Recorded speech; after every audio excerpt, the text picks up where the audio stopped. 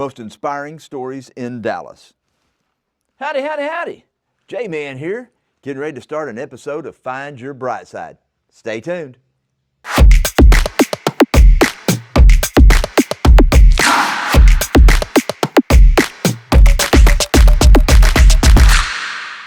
Howdy, folks. Welcome to Find Your Brightside. I'm your host, J-Man. On today, we're going to talk about three different things. One of them is why aren't there more positive shows on network TV? Another one is gratitude and what does it do for you? And the one I really dig is how'd you make your first money? What'd you do to make your first bucks? But before we go to do any of that stuff, we're going to talk about Lily Bumpkus.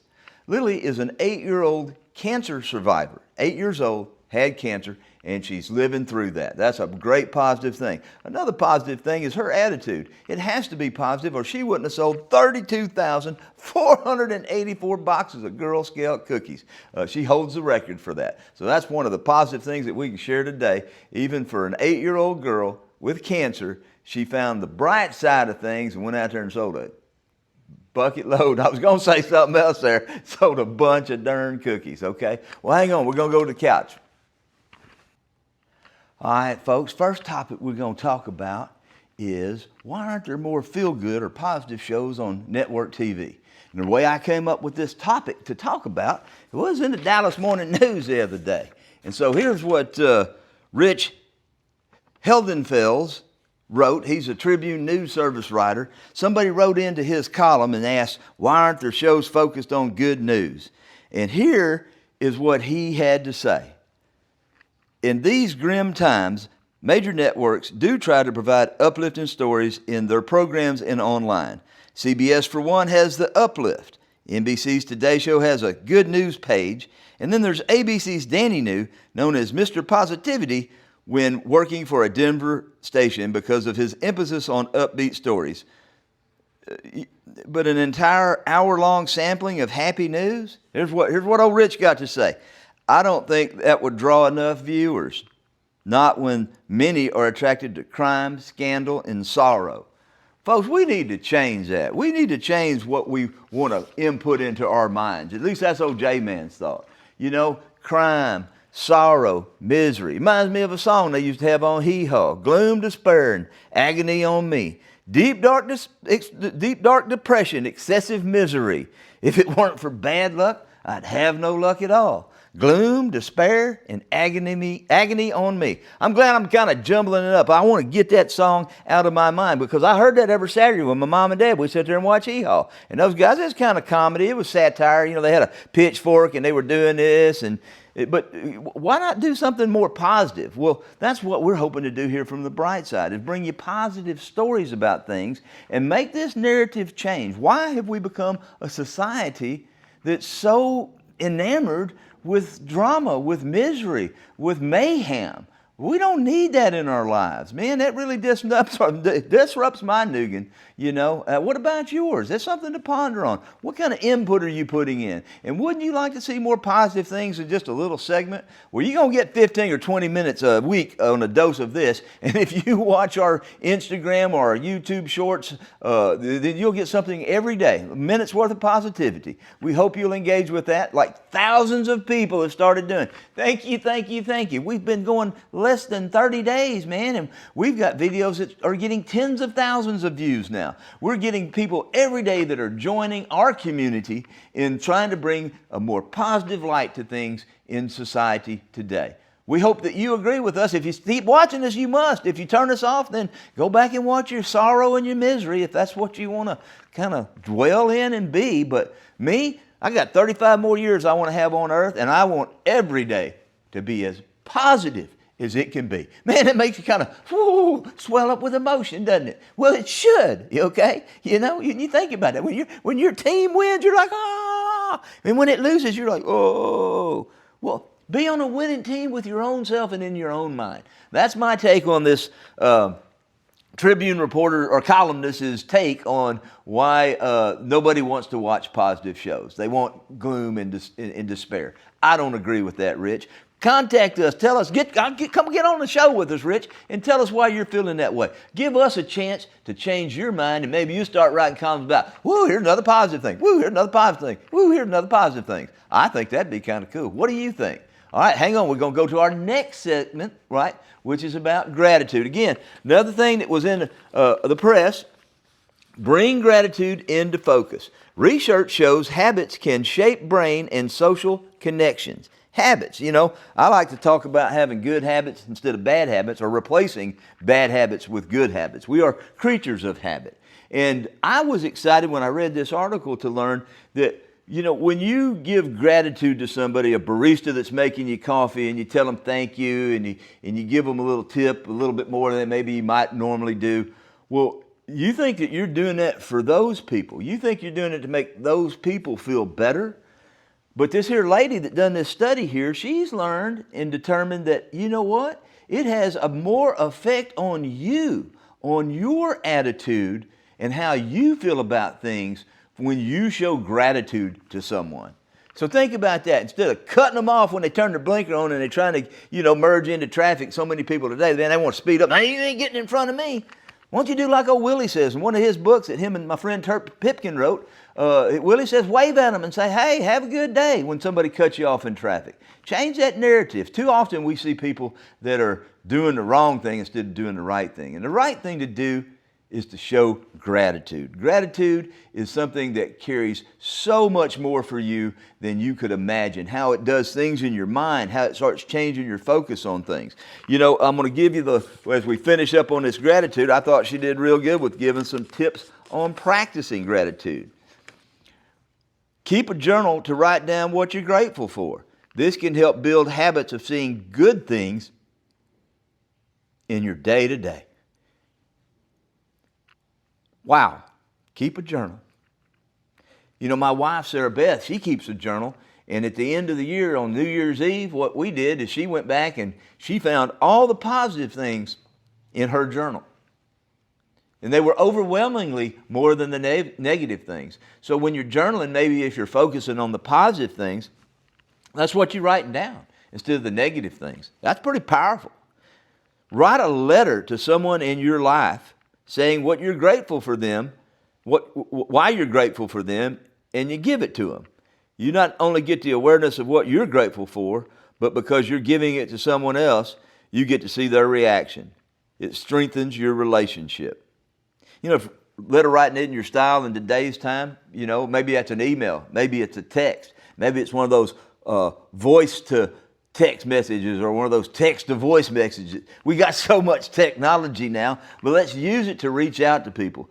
I think the best way is to see them face to face, shake their hand, hug them, tell them how much you care for them, tell them how much you appreciate what they're doing. That's a pretty powerful thing there. So we got a couple more tips here. Take a deep breath before expressing gratitude. This can help relax the mind and reduce stress. Well, these deep breaths, man, I can tell you, they are very, very powerful.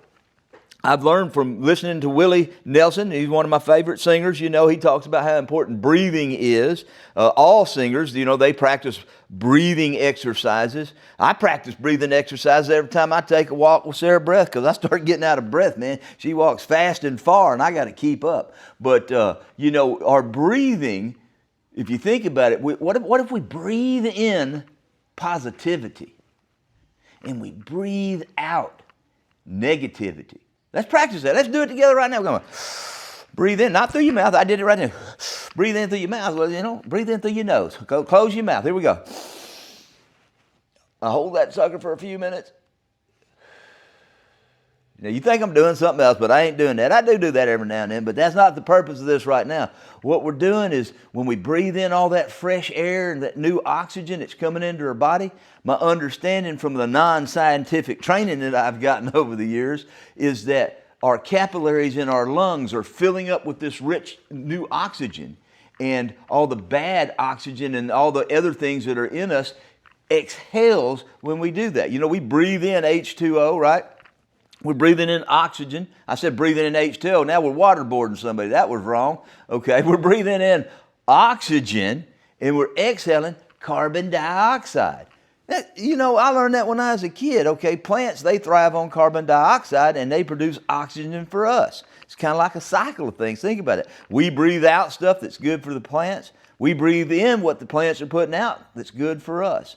So practice some breathing. Take some deep breaths before you get involved into something, and see how that changes the way that your body's feeling, which will change the way that you're feeling. So there's my take on gratitude. Let me give some props to our lady that wrote this article. Where are you at? There, Miriam Fazui. Okay. And Miriam, you know what? She got a lot of this information from Southern Methodist University. That's my wife's alma mater. Thank you, SMU, for helping give Sarah some good business training, letting us do what we do. And we sure thank you, Miriam, for writing this article about gratitude. So give some thought to that. What does gratitude mean to you? Do you like it when somebody acknowledges what you've been doing? Sure makes you feel good. Well, think about that. That person gets to feel good also. So there's two people getting to feel good at the same time just because you shared a little gratitude. And don't forget about that breathing stuff now. You got to take those deep breaths. See, I did it again through my mouth. I've got to do it through my nose. Hold that thing for 4 seconds. Breathe it back out. We're breathing in the positive. Breathing out the negative. That sounds like a good strategy every day. What do you think? Okay, so now we're going to move on to one of my favorite topics. I'm going to share some stories about me. How'd you make your first money? We used to ask people that when we'd bring people into the fold, when we were interviewing them, when I was at Thomas Reprographics, and we started doing that when Sarah Beth and I started our own business. We'd like to find out from people. Where'd you earn your first money? How'd you earn your first money? And so often people would start to think about, let me think. Well, I got an allowance. Okay. Is an allowance really earning your money, or is that your parents trying to give you financial resources to get you to get in good habit of doing things that they asked you to do? That's kind of what that means to me. So we don't count allowance from parents as earning your first money. It's got to be money come from somebody else. Maybe you babysit. A lot of young ladies, they do babysitting as they're coming up as a way to earn money. And what's ironic is so many of those would talk about their first, what they would call real job. Okay, well, yeah, I did. We'd bring that topic up, and well, did you babysit if it was a lady? Oh, yeah, but I thought you asked me about my first real job. No, I said, when's the first time you earned your own money? And is that not a job when you're earning your own money? Because they would say, well, I worked at the mall at the clothing store, or I worked at a restaurant. I was a server at a restaurant. That was my first job. First job, first time you earned money. If you change that mind thought, well, the first time you earned money, it was babysitting, or maybe you was mowing yards, okay? Because I'm going to tell you about my yard mowing story. That's earning money from somebody else. That's a job. How many people mowed yards in their neighborhood? Some of them went on to mowing yards in other neighborhoods and in other places and in businesses, and created huge multi-million-dollar lawn maintenance services and landscape services, all from starting off from doing that. A lot of kids, they threw newspapers. That's a job. You're going out, you're providing a service, and people are paying you for that service. So let's think about that. So here's where I'll start. The first money I ever made, I earned myself, was being a hustler, man. Me and these buddies of mine, we were out riding our bikes on Barksdale Air Force Base, and they're tearing down the hospital. There's these big, probably 4-inch in diameter cables that are full of these strands of colorful wire. It's telecommunication cables, okay? So these little colorful wires, man, all different kind of cool looking colors. This would have been in 1972. A lot of y'all wasn't probably around yet, but old J-Man was. I was 12 years old, and I was hustling, selling this wire that we took out of those big cables. Now, the funny part of that is, how are we going to get that wire home on our bicycle? So me and a buddy named Gary Horn. Gary Horn was in front of me, and I was behind him, and we had the big wire on, and we're riding our bicycles like this. We fell over several times, but we eventually got that wire home. Took the stripper thing, opened it up. Then we started making little bands of wire, and we'd sell them before school in the mornings. People would come in, before class. We'd play basketball, or back then we played dodgeball. That was a big thing back then. People going to the gym and throwing the dodgeballs. Well, we sat up there trying to sell that wire. We did so well selling that wire that the principal called our parents and said, hey, they can't be conducting business before school here on school grounds. And they talked to my granny. My granny said, why not? That's what y'all should be teaching them in school. It's how to earn a living. How many of you think about that? Did they teach you how to earn a living, how to make your own money once you get up into college?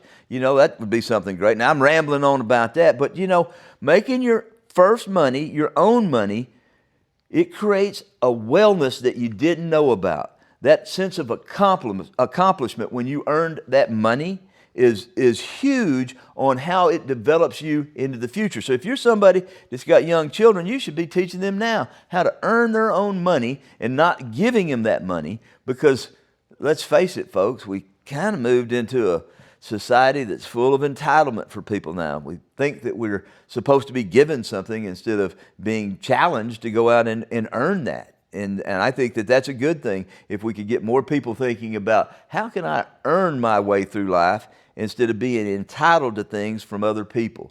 What is your take on that? Are you an entitlement person, or are you a go out there and earn your own way person? Well, that's something to ponder on. And you know what we'd like for people to do is send us emails, send us texts, send us voicemail, call us up, leave a voicemail. Let us know what you feel about this, and we'll share this stuff on upcoming shows of what you think. Because we're building a community here at Find Your Brightside, and we want to take and find as many bright things to share with people and show them if you look for it, you can find it. So stay tuned here. We're going to be right back. I got to take a commercial break. But you know what? On our commercial breaks, we're not going to show a commercial. We're just going to be real subtle about it. How about that? Howdywood.shop. That's right, www.howdywood. Not Hollywood. Hollywood's gone. That was in California. Everybody's coming to Texas, so we got to call it Howdywood now, not Hollywood. Howdywood. Remember, let's say it 3 times in a row. Howdywood, Howdywood, Howdywood. Just like when we say howdy, howdy, howdy. Just add the wood onto that, the .shop, and then you can come check out all our cool wearables that we've got that based on Texas lifestyle, Texas slogans. You know, we're proud to be Texans down here. When I travel abroad, people say, where are you from, man? You got a peculiar accent. And I tell them right away, I'm from Texas. I don't say I'm from America. What do you tell them, you know?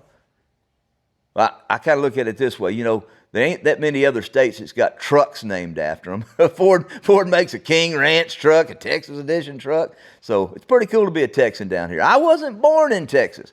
I was born in Oklahoma, but I got here as fast as I could, and I became a Texan via marriage. My beautiful wife, Sarah Beth, she got Texas roots that run pretty darn deep, and so they let me into the Texas club when I married her, and I'm proud of that. And I'm proud to be here today to talk to you about things that are bright, okay? Finding things in your life that are bright and focusing on them instead of focusing on anything that's not positive.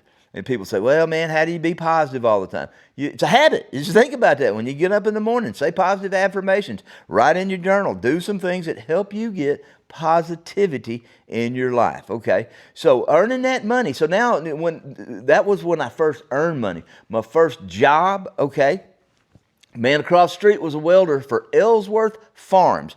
They are a thoroughbred racehorse farm that actually had a Triple Crown winner called Swamps. And they came from California to Benton, Louisiana when Louisiana Downs opened up. And I had just turned 15 years old. Wait a minute. See, you got to think about these things. I got a job before I turned that. I had a little business. My parents made me work in their garden. I didn't really like all those vegetables, so I said, if I got to work in the garden, I get some of the surplus, and I'm going to go sell it in the neighborhood. And I made me a nice bit of change, or even some folding money, by going out each week, going to the neighborhood and say, hey, would you like some fresh vegetables? This bag is $5, which you'd probably pay $50 for now, because that was a long time ago. But that was something I did before I could drive. But my first job I had where I drove to was at Ellsworth Farms. My dad hustled up that welder to get me an interview up there. I went up there and the guy said, you can go to work right now. I said, what are you going to do? He said, you're going to top the stalls. Top the stalls?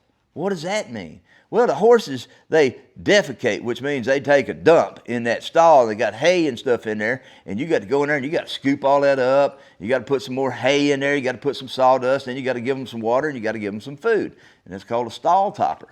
So, man, I don't really dig that much, you know. But my dad, man, he drilled it in you. If you take this job, you got to stick it out because somebody else, a grown man, need this job, and you ain't even a full-grown man yet. And you're taking a full-grown man's job, so you better stick with this. And whole way home, man, I thought, man, oh man, what kind of excuse can I make up? What can I say? What can I do when my dad won't be on my ass and I cannot go back up there and top these stalls? Man, I just gotten home, and my dad, he had a big shitting grin on his face. He said, hey, boy, Mr. Ellsworth, he called up here, said, man, you worked just like a man. You did real good, and man, I'm so proud of you. And I was like, well, crap, man, it's going to be hard to get out of this one now. And then he said, he asked if you had another buddy that'd like to come up there and work also. He needs more help. I thought you might call your buddy Gary Horn, see if he want to go up there and help you work. And I said, yeah, let me call Gary. As soon as I got on that phone with Gary, I said, hey, Gary, man, I got you a job for the summer. What am I doing? He said, you're going to top stalls. What's that mean? I said, I'll show you when we get there. So we get there that morning, you know, and this is what you got to do. I realized I'd done moved into management. I said, you're going to top the stalls. You're going to shovel out all the horse crap, right? Put it in the wheelbarrow, put the hay down, put the sawdust down.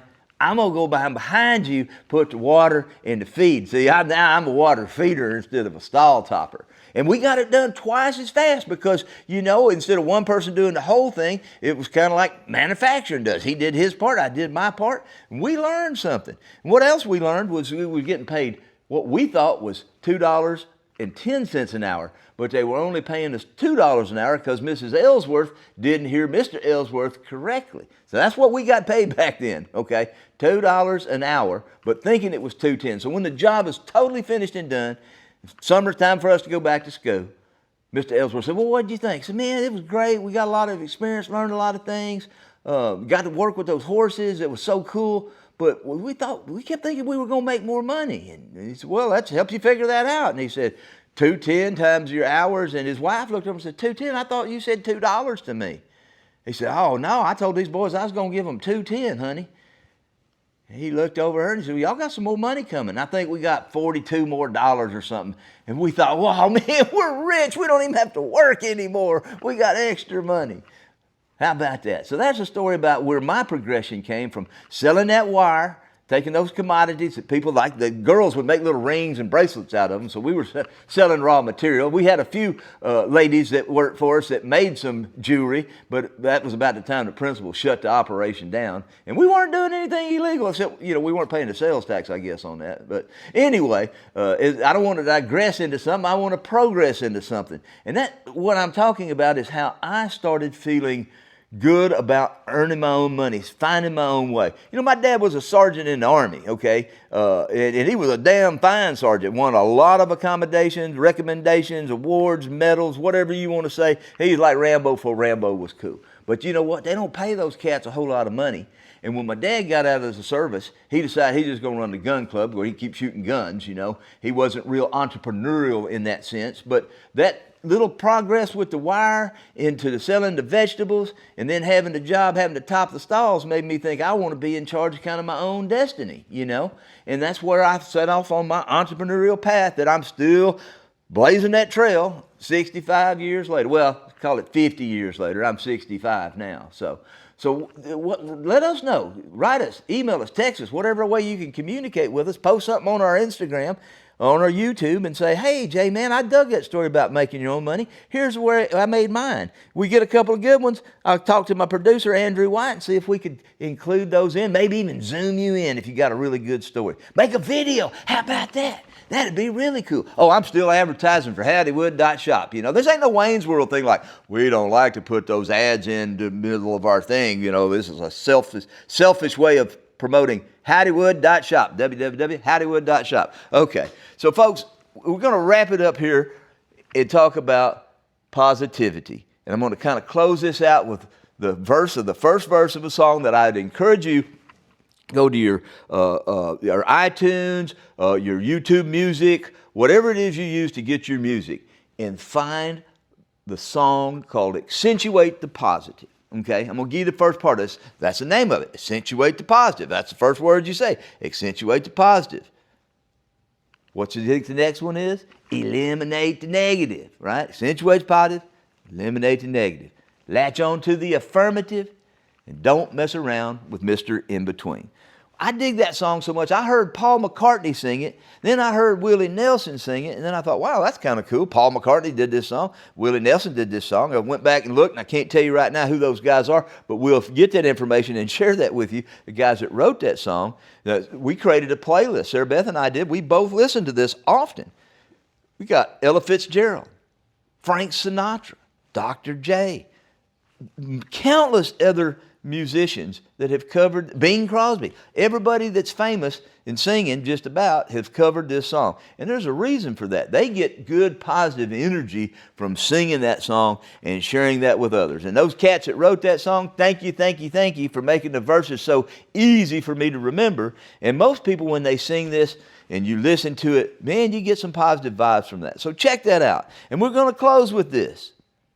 When you shine a light, even just a little, people find their way. And that's what we do here on the Brightside. We shine a little light for you each week on one of these long format shows, and then every day on our Instagram, our YouTube Reels, our Threads, our Twitter, anywhere that is out there you can get some J-Man positivity, latch on to us. Talk to you next week.